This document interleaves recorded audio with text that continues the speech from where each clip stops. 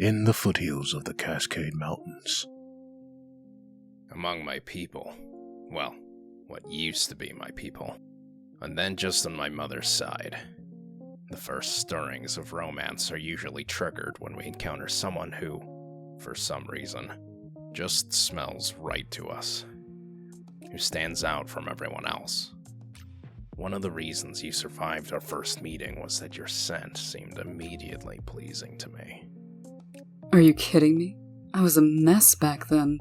After weeks on the run from the adversary's legions, then 3 days in one of his chain gangs, I was covered with dirt and I hadn't seen a bath or the working end of a perfume bottle for...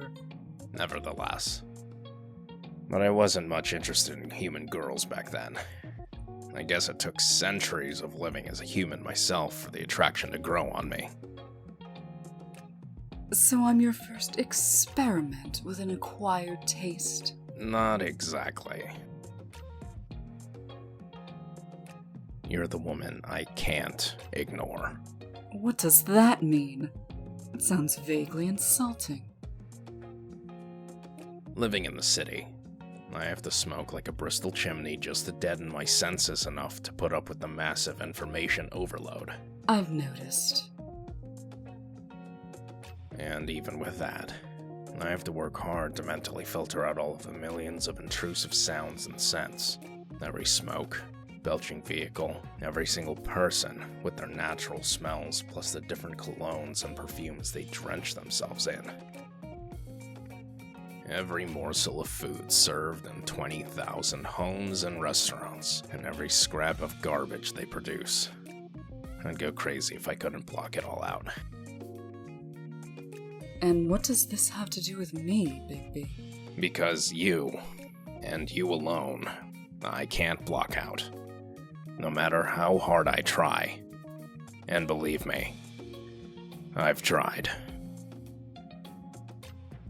I know where you are every second of the day. I know if you're having good or bad dreams while you sleep. I know what kind of mood you're in by subtle changes in your natural musk, no matter how much you bathe, or what manufactured scents you choose to wear. I know when you're happy, which is rare, when you're sad, and when you feel desperately lonely, which is all too often. I think we should stop talking about this now. I know you get jealous whenever you have to talk to Beauty, because of how successful her marriage has been, all things considered. How unrelentingly loyal Beast is to her. Please. And you feel guilty for resenting her happiness, and how that makes you snap at her, even though it's not her you're angry with. Stop it. It's too creepy. Like you've been stalking me for all these years. I'd stop it if I could. You'll recall, in the first years in exile, I tried to live apart from you and the other Fables. But you insisted I come to the New World and join your grand experiment. Still... You should learn not to ask questions you can't stand to hear the answers to. Where's my breakfast? Where are you, for that matter? This isn't at all like you. Hobbs? Your butler isn't here, Bluebeard. I sent him away. Give him the day off, if you will.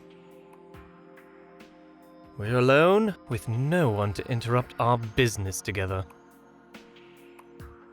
What business would that be, Prince Charming? Swords at dawn, Dreadlord.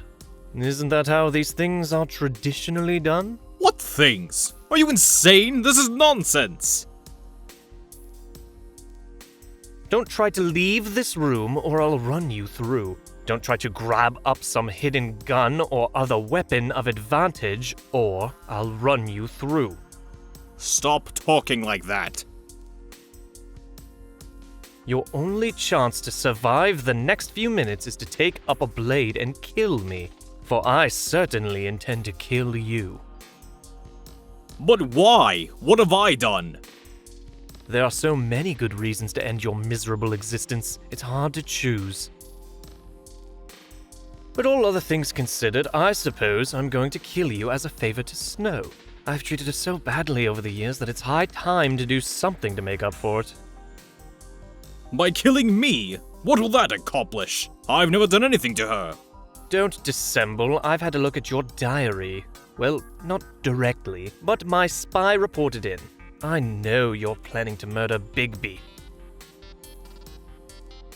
And for reasons that defy understanding, Snow seems to like the mangy beast.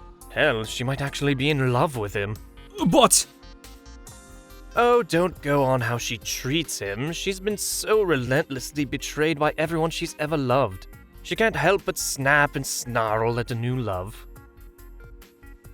Remember, I've taken my turn on the receiving end of her affections. It's a lot like being in a knife fight. I was far from the worst of the lot. You should have seen her stepmother. But my betrayal seemed to have been the proverbial last straw. It doesn't often show, but I do regret that. But whatever the reason, she seems to want the old dog. So, even though I find him personally distasteful, I can't allow you to kill him. Since when does an unrepentant rogue like you suddenly decide to act so nobly? How do you not choke on such hypocrisy? Look at it this way. With someone like me, noble urges occur so seldom that I can hardly afford to ignore the rare few that do come along. Now I think you've kept me talking merely to stall for time. Fill your hand, Bluebeard, and let's be about our grim business. Fine, I'll run you through if you insist. I do. Remember how easily I beat you in our recent fencing bout? Perfectly, but let's see if real blades and real danger make a difference this time, shall we? Lay on then! I'm tired, Bigby. My legs are about to give out. If you turned back into a wolf, I could ride again and we'd cover more ground. Soon, but not yet. Try to hold on for a bit longer. We don't want to get too far ahead of our pursuer. Why not? Isn't that the whole point of getting away? Not always. If we simply run for it, we could likely get away this time. But at the risk of letting her choose when and where to strike next time. Better to find good ground here and end it. Her? Did you say her? Yeah. I finally got a whiff of our enemy. She's definitely female, and probably a Fable. Do you hear that sound? Faint, but getting closer. The chainsaw? You said this was logging country. Similar sound, but it's not a chainsaw. My guess is a motorbike. She's closing in, but we might finally have a place here to give her a proper welcome. You know who it is, don't you? It's gotta be Goldilocks. That would be my guess. Unless you're aware of other fugitive, gun-happy, homicidal female fables with a special nut against you. See how far you can crawl under those boulders. You'll need safe shelter for this next part. What are you going to do? A talent I got from my dad's side of the family. One I haven't had the need to use in a goodly while. It's time for a bit of the old huff and puff.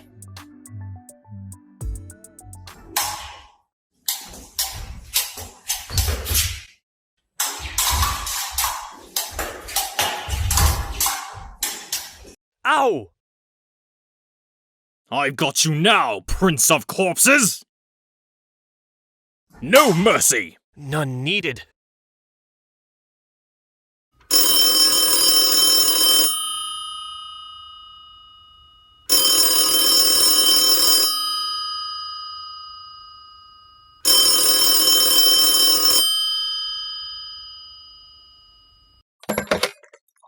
Hello, business office? No, Snow White's not here. She left town. No, Bigby left town too. No, King Cole never comes down here.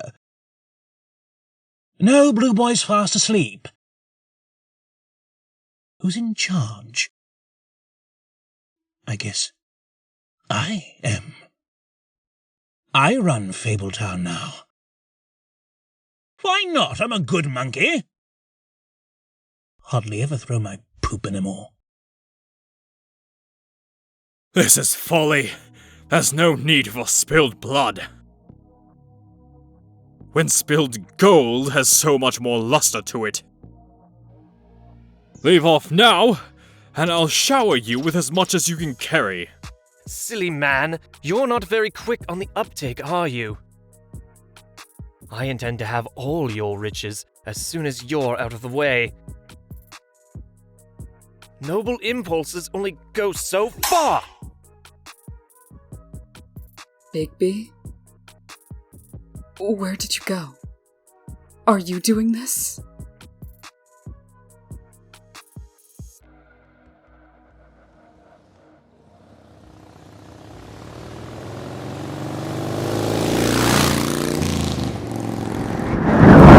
What the fuck? We have to stop this. We will soon. No, you don't understand. You can't save Bigby this way. I've already... Will you please shut up? Try to die with just a little dignity.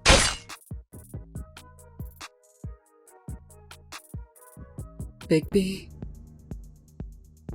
Is it over? Yes. It's safe to come out now. I'm done. That was... How did you... Like I said, blame my dad. I guess I never mentioned before that I'm the product of a mixed marriage.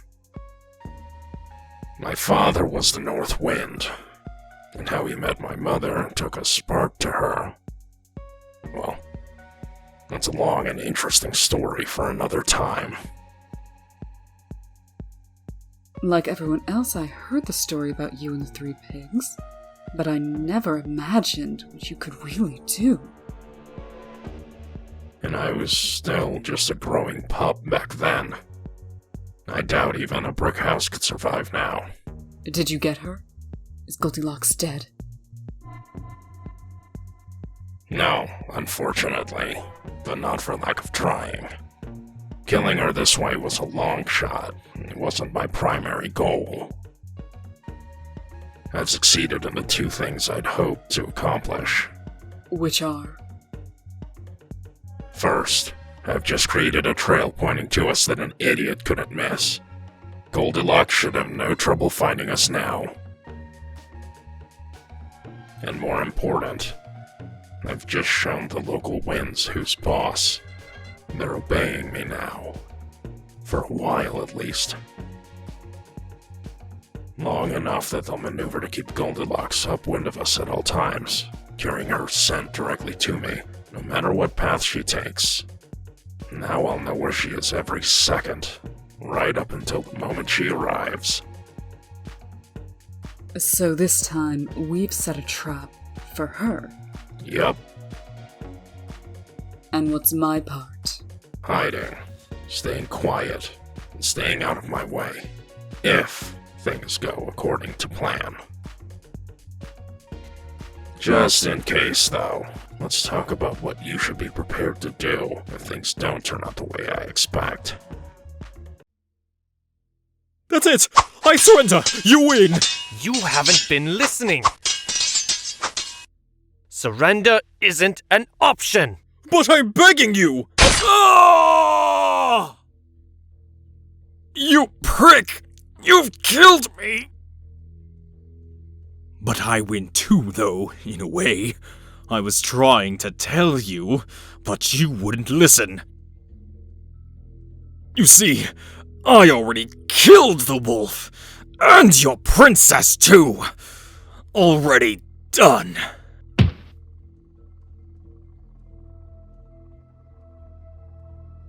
Oh my.